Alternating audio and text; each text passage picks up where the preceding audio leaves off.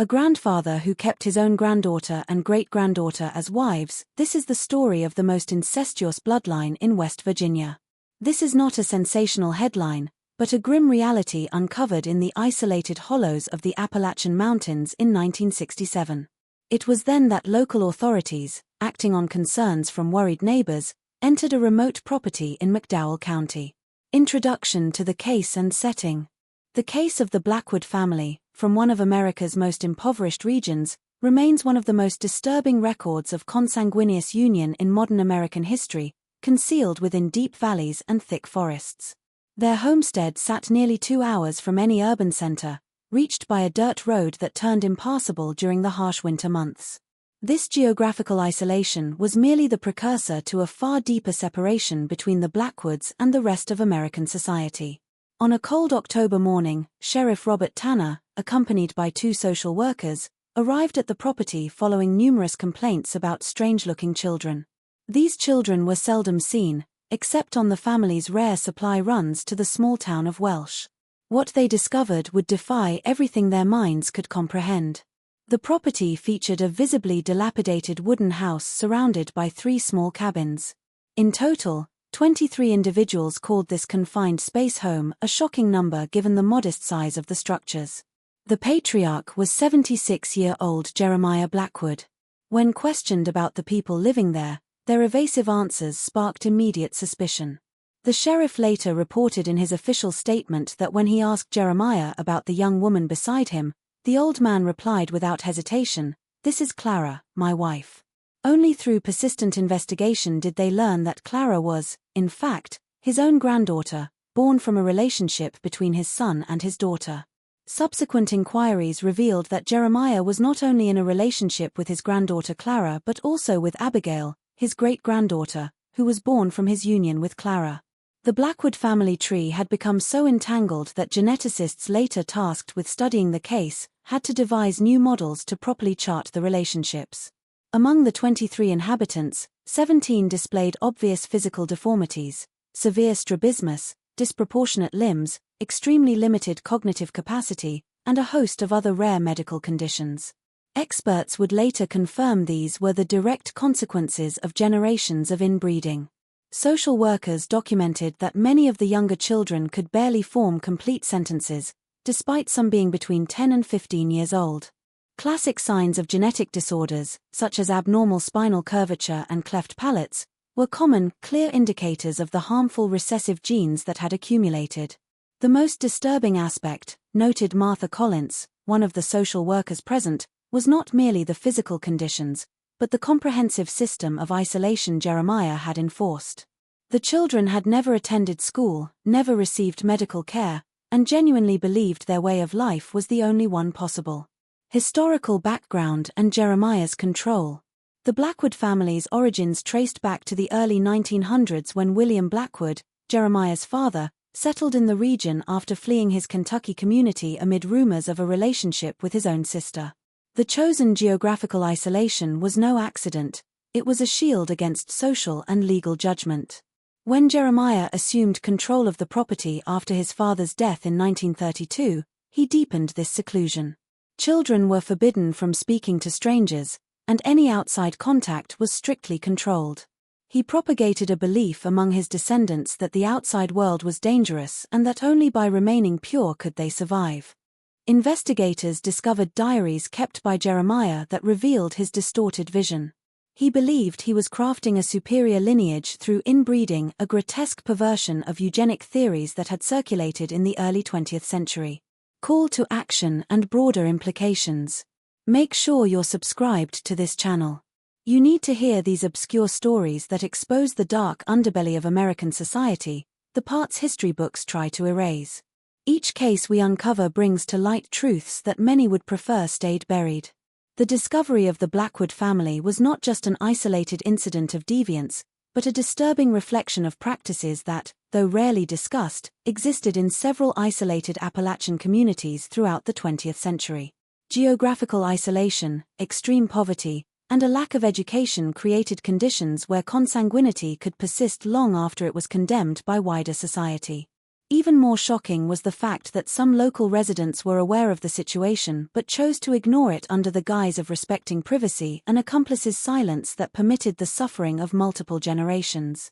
When authorities finally intervened, a complex operation began to evaluate each family member, determine their exact relationships, and plan the next steps for an intervention that would respect their dignity while breaking the cycle of abuse. Preview of next chapter. In the next chapter, we will see how the medical community reacted to the extent of the family's genetic problems, the challenges authorities faced in integrating these individuals into society, and the first accounts from victims about life inside the Blackwood property. When a medical team from the University of Western Virginia arrived in McDowell County to examine the Blackwood family, Dr. Harold Richardson, the leading geneticist with over 2 decades of experience with rare genetic diseases, was unprepared for what he would find. He described the case as one of the most extreme examples of inbreeding depression ever documented in American medical literature. Initial examinations confirmed that 17 of the 23 family members had severe genetic conditions. 8 of the children had polydactyly, extra fingers or toes. 11 had microcephaly, a condition characterized by an abnormally small skull and brain. Nearly all showed some degree of intellectual disability, with IQs ranging from 40 to 70, well below the population average of 100. What we are witnessing here is not the result of a single inappropriate relationship, but of continuous generations of consanguineous crosses, Dr. Richardson explained in his report. When close relatives procreate, the likelihood of deleterious recessive genes manifesting increases dramatically. In the Blackwood case, we are observing the cumulative result of at least 4 generations of inbreeding. Among the most severe cases was Timothy, a 9-year-old boy and son of Clara and Jeremiah, who suffered from a rare combination of congenital heart disease, intestinal atresia, and neural tube defects. Doctors estimated his life expectancy would not exceed 20 years, even with immediate medical intervention. Preliminary genetic analyses, though rudimentary for the time, indicated extremely high homozygosity, a technical term signifying the presence of identical genes inherited from both parents, which is clear evidence of close inbreeding. A particularly troubling aspect was the family's mental health. Beyond cognitive limitations, many exhibited behaviors suggesting severe psychiatric disorders. Subsequent studies would confirm that prolonged inbreeding not only increases the risk of physical deformities but also of psychiatric conditions like schizophrenia and mood disorders. Mary Blackwood, one of Jeremiah's eldest daughters at 43, suffered from recurring catatonic episodes and auditory hallucinations. She had spent her entire life on the property and, according to other family members, was kept isolated in one of the cabins during her most severe episodes. She had never received any medical treatment for her condition. The Blackwood family case represents not only a human tragedy but provides us with priceless insights into the effects of prolonged inbreeding on human populations, observed Dr. Elizabeth Harlow, a geneticist who later joined the research team. At a time when we were just beginning to understand the mechanisms of heredity at a molecular level, the Blackwoods offered an unprecedented case study. The scientific implications were enormous. In 1967, molecular genetics was in its infancy, and the mapping of the human genome was a distant dream. Studies of the Blackwood family significantly contributed to the understanding of genetic inheritance and the effects of inbreeding. A surprising revelation was the presence of several rare mutations that, under normal circumstances, would have been eliminated from the population through natural selection. In the Blackwood family, these mutations not only survived but multiplied due to repeated inbreeding. It's as if we were observing a genetic experiment that unfolded over decades, commented Dr. Richardson. An experiment no ethics committee would ever approve, but one that provides data we could not have obtained otherwise. The case also raised profound ethical questions for the professionals involved. How could they balance the scientific value of the data with respect for the dignity of the people? How could they intervene to ensure the well-being of the most vulnerable family members without insensitively imposing external cultural values? An ethics committee was formed to oversee all aspects of the intervention and research, establishing protocols that would later influence how similar cases were handled across the country. For the children born from the unions between Jeremiah and Clara, and later Jeremiah and Abigail, the future was particularly bleak. Their problems were not only physical and mental but also social and educational. None had received any formal schooling, and their social skills were severely stunted by their isolation. These children are victims not only of genetic conditions but of an imposed social isolation, noted Patricia Dawson, a social worker assigned to the case. They grew up believing their situation was normal, that the outside world was hostile, and that they were not entitled to a different life. The integration challenges were immense. The younger children and adults would require not only intensive medical care but also a gradual process of socialization and education. The older members, deeply entrenched in Jeremiah's belief system, resisted interventions and often expressed a desire to return to their isolated property. Meanwhile, the local community reacted with a mixture of horror, compassion, and, in some cases, rejection. Some residents mobilized to offer help, while others expressed concern about the family's integration. "It's not that we don't feel sorry for them," said one local resident who asked to remain anonymous. "But how do we explain this to our children? How can we include these people in our community knowing what they did?" Such reactions highlighted one of the case's most challenging aspects, the need to balance the protection of victims with the accountability of perpetrators, especially when the lines between victim and perpetrator were blurred by cognitive limitations and cultural isolation. Preview of next chapter. In the next chapter, we will explore the legal and social aspects of the case, including the trial of Jeremiah Blackwood and the challenges faced by the social welfare system in finding solutions for the family members. It was only after months of therapy and gradual trust building that members of the Blackwood family began to share their experiences. Clara, then 32, was the first to break the silence in a session with psychologist Dr. Margaret Wilson, a trauma specialist. Her testimony, recorded with permission and later transcribed into the case files, offers a disturbing window into life on the Blackwood property. "I never knew another life," Clara began, her voice almost a whisper. "For as long as I can remember, Grandpa always said we were special, that the world outside would destroy us because they couldn't understand our purity. When I started to be with him, at 13, he said it was our duty to preserve the family lineage, that it was what God wanted." The profound psychological conditioning was evident in every word. Clara had been raised without any exposure to outside social norms.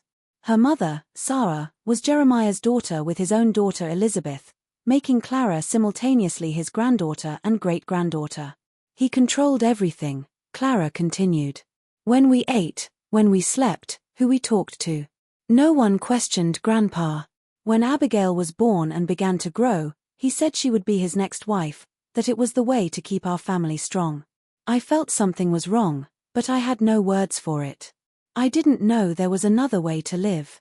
The accounts from older children, like 14-year-old Thomas and 12-year-old Rebecca, were equally devastating.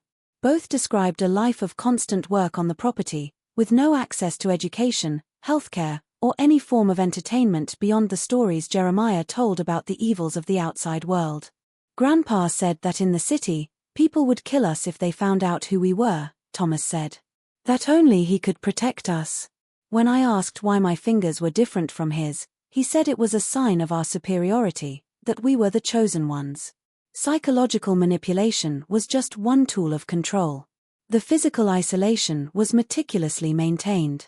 The property was surrounded by dense forest, and the children were taught from an early age to fear any stranger. The rare trips to town for supplies were rigidly controlled, with family members instructed not to speak to anyone and to keep their heads down. "He said doctors were the worst of all," Clara explained. "That they would cut our heads open to study our special brains. So no one ever saw a doctor, even when we were really sick. Many of us died that way. My little brother Michael died of a high fever when I was 10. Grandpa said he was too weak for our lineage." Educational deprivation was another form of control. Jeremiah only allowed his descendants to learn basic reading and arithmetic, which he or older family members taught. Any books not approved by him were forbidden, and the children grew up with an extremely limited worldview. "He had some old books, especially a Bible that he read in his own way," said Mary, one of Jeremiah's older daughters. "He said God told Abraham to preserve his lineage and that we were doing the same. That evil people had distorted God's words to stop families like ours. The distortion of religious texts to justify abusive behavior is a common pattern in isolated communities that practice inbreeding. Jeremiah had created his own religious interpretation, blending elements of fundamentalist Christianity with distorted eugenic ideas from the early 20th century. One of the most impactful moments during the interviews came when Abigail, then 16, finally expressed her feelings. As the product of the union between Jeremiah and his granddaughter Clara, Abigail suffered from multiple genetic conditions, including a severe form of scoliosis and moderate intellectual disability. "I always knew I was different," she said, struggling to form complete sentences. "The other kids, they could run. I couldn't. Grandpa said I was his most precious jewel. That one day our children would be the purest of all. I didn't want to, but I was afraid of him. We all were." If you're listening to this story and feel your heart clench with indignation, leave the phrase in the comments. No one deserves to grow up in the silence of abuse. Your voice is crucial to ensuring stories like these are not left hidden in the shadows. The Blackwood case raised profound questions about how our society treats its isolated communities and how collective silence can enable systematic abuse to continue for generations. Martha Collins, one of the social workers on the case, reflected on this collective failure in a 1969 interview with the Charleston Gazette. "The question that haunts me isn't how Jeremiah Blackwood managed to do what he did, but how we all allowed it to happen for so long. There were signs, there were rumors, there were opportunities to intervene. But we chose not to see, not to hear, not to speak. And in that silence, generations suffered." The therapeutic intervention for the Blackwood family members was complex and unprecedented. There were no specific protocols for victims of generational abuse and prolonged inbreeding. The multidisciplinary team had to develop new approaches that considered not only psychological trauma but also cognitive limitations and profound cultural conditioning. For the younger children who were still adaptable, the transition, while difficult, showed promise. For the adults, especially those who had spent decades under Jeremiah's control, the process was significantly more challenging. "It's like completely reprogramming someone's worldview," explained Dr. Wilson. "We're asking these people not only to process their trauma but to reconstruct their entire understanding of what it means to be a family, what is appropriate, what is normal. It is a process that will take years, perhaps decades." Preview of next chapter. In the next chapter, we will examine Jeremiah Blackwood's trial and the complex question of how justice can be applied in a case where the perpetrator created such a complete system of isolation and control that it blurred the traditional lines of legal guilt. The trial of Jeremiah Blackwood began in March 1968 in the McDowell County Courthouse and quickly became one of the most complex and sensational legal proceedings in West Virginia history. The charges against him were numerous: multiple counts of inappropriate relations with minors, deprivation of necessary medical care, forced isolation, and neglect resulting in death. District Prosecutor William Hayes faced an unprecedented challenge: how to build a case against a man who had created his own isolated microcosm where the rules and values of wider society simply did not exist for its inhabitants. How to balance the need for justice with the understanding that Jeremiah, now 77, was himself a product of generations of isolation and potentially bore cognitive limitations from inbreeding. The defense, led by public defender Thomas Green, adopted a controversial strategy, arguing that Jeremiah lacked the mental capacity to understand the criminal nature of his actions. Preliminary psychological tests indicated an IQ of approximately 65, classified as a mild to moderate intellectual disability. "My client lived his entire life within a value system passed down by his own father," Green argued in his opening statement. "He does not possess the ability to distinguish between what his isolated community deemed acceptable and what broader society defines as criminal. To condemn him would be like judging someone from a completely alien culture by our own standards." This argument provoked intense reactions in the courtroom and in media coverage. The Charleston Gazette published an editorial condemning what it called a dangerous moral relativism, arguing that some actions are so fundamentally wrong they transcend cultural barriers. Expert testimony became central to the trial. Anthropologists, psychologists, geneticists, and social workers were called to help the jury understand the case's complexity. Dr. Richardson, the geneticist, explained how generations of inbreeding had affected not only physical health but potentially also the cognitive capacity and moral judgment of Jeremiah and his descendants. "We are facing a case where the accused is simultaneously perpetrator and victim," witnessed Dr. Wilson. "His actions caused undeniable harm. But he himself was raised in a system where these actions were normalized, and his ability to make independent moral judgments was compromised by both his socialization and possibly by neurological limitations."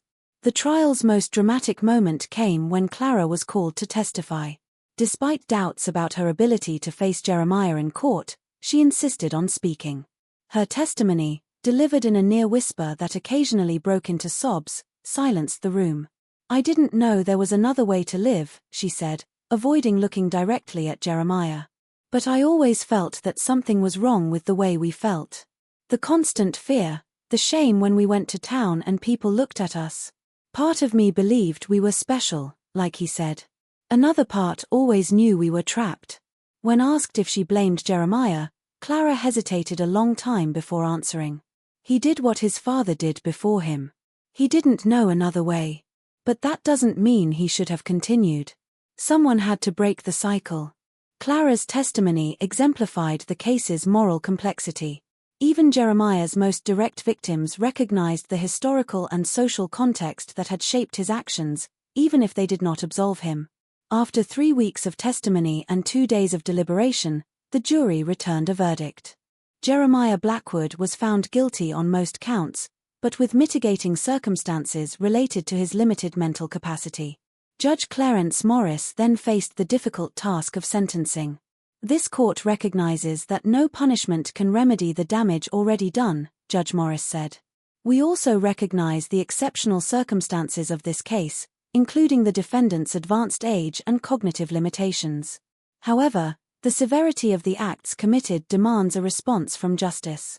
Jeremiah was sentenced to 20 years in prison, to be served in a state medical institution where he could receive care suited to his age and condition. The sentence was widely seen as symbolic, as it was unlikely he would survive many years given his failing health.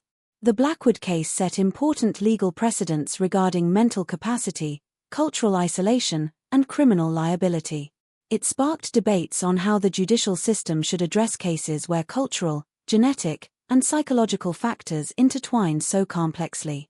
Most importantly, the trial brought national attention to the issue of isolated communities in Appalachia and the potential dangers of extreme social isolation.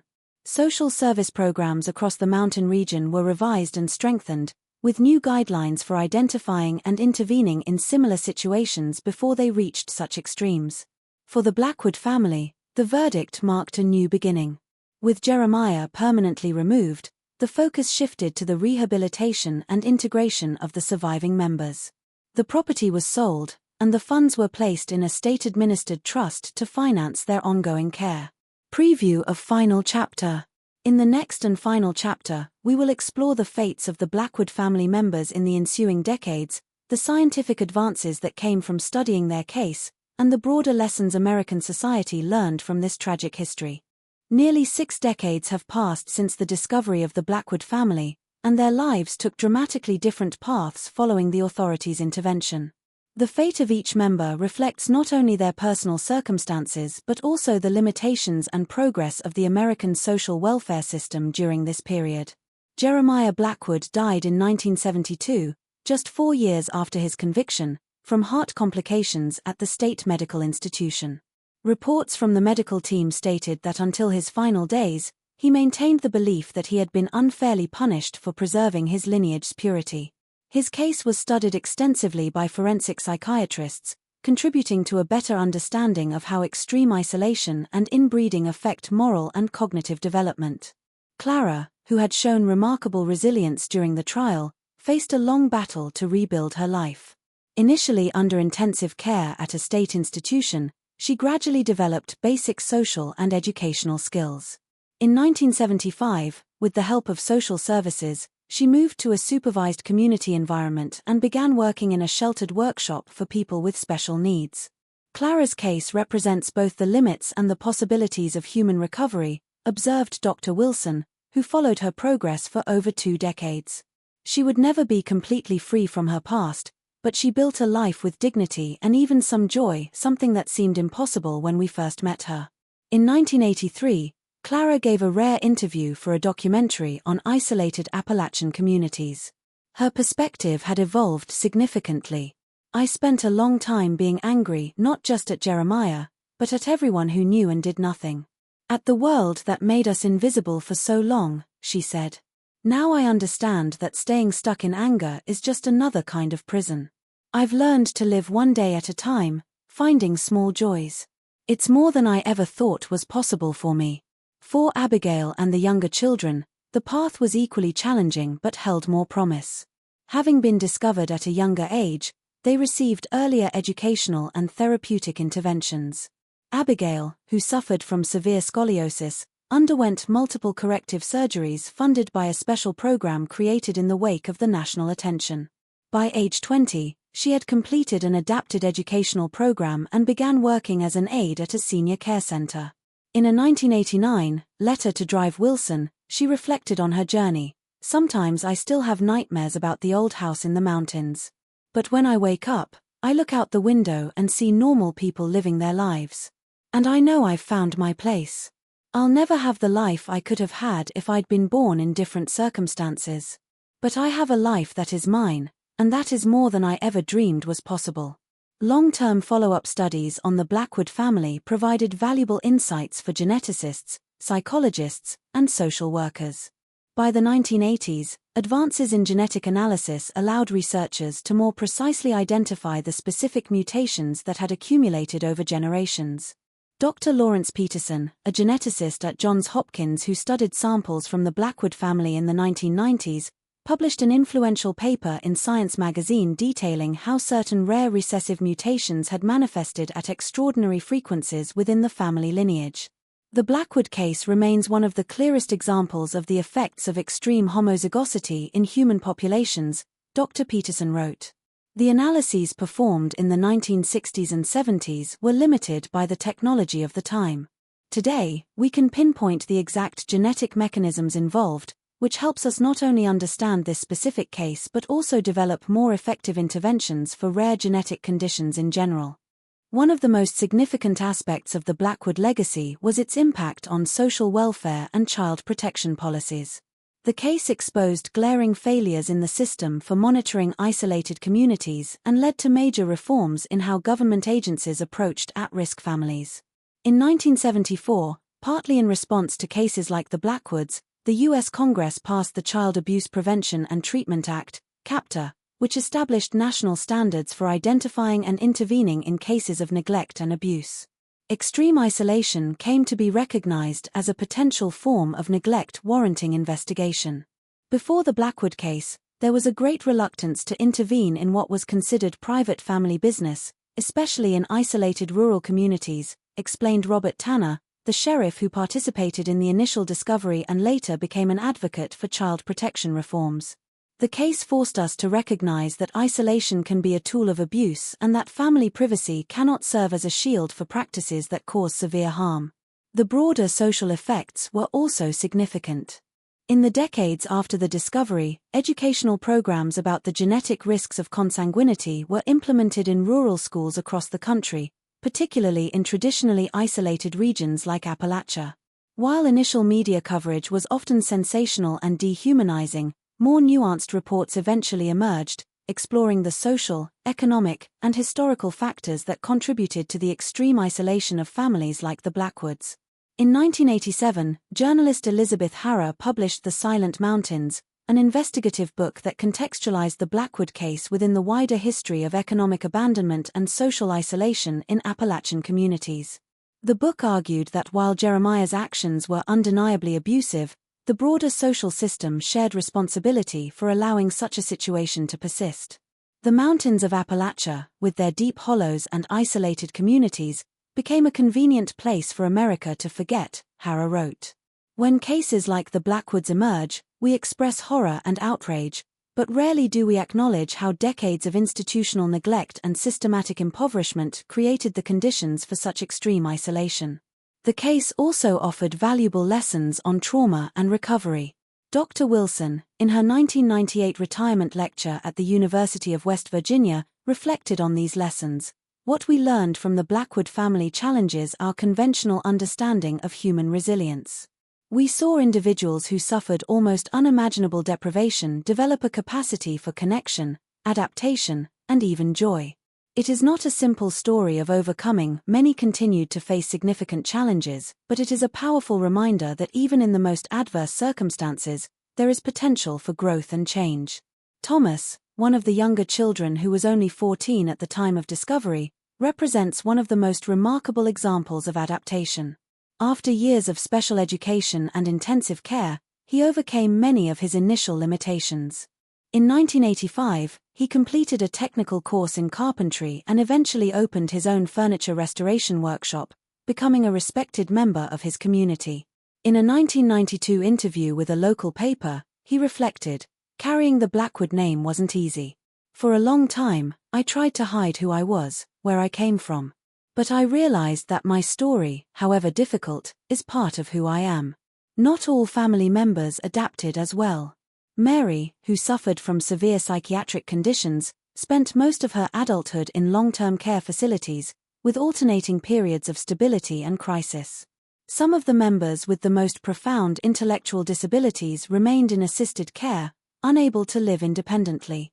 The history of the Blackwoods is, in many ways, a window into a dark chapter of American history, a reminder of the consequences of extreme isolation and social neglect. It is also a testament to the human capacity for change and adaptation, even after deeply traumatic experiences. In 2017, 50 years after the initial discovery, the University of West Virginia hosted a multidisciplinary symposium titled Lessons from the Appalachians: Isolation, Intervention, and Ethics. The event brought together geneticists, social workers, anthropologists, ethicists, and health professionals to discuss the legacy of the Blackwood case and others like it. What makes the Blackwood case so important, even half a century later, is that it forces us to confront fundamental questions about autonomy, community responsibility, and the limits of state intervention, observed Dr. Rebecca Johnson, a medical ethicist and symposium organizer. It also reminds us of our collective duty to protect the most vulnerable among us, especially when they are hidden by geographies of isolation. The last surviving members of the Blackwood family live discreetly today. Many changed their names to escape the stigma associated with the case. Clara passed away in 2010 at the age of 75, having spent her final years in a supportive elderly community in Charleston. Her brief but dignified obituary mentioned her love for gardening and her kindness to all who knew her, a testament to her ability to build a meaningful life beyond her traumatic beginnings. The site of the former Blackwood property is now reclaimed by the rapidly growing forest, with few physical traces remaining. In 2005, a small memorial was placed in McDowell County. It does not mention the Blackwoods by name but honors those who suffered silently in the shadows of our mountains, and those who worked to bring light to these dark places. The story of West Virginia's most inbred family remains a powerful reminder of human fragility and resilience, the devastating consequences of extreme isolation, and the responsibility we all share to protect the most vulnerable among us. Outro and channel call to action. If you've made it this far, it's because you appreciate this kind of in-depth storytelling. Leave a comment saying, "I watched here," so I can get to know you and see who truly appreciates the stories we share on this channel. Be sure to like this video and share it with friends and family who are interested in real stories that uncover the obscure corners of American history. And remember to subscribe to the channel so you don't miss our next investigations into historical cases of isolated communities and their devastating consequences. Together, we can bring to light the stories that need to be told, so they are never repeated.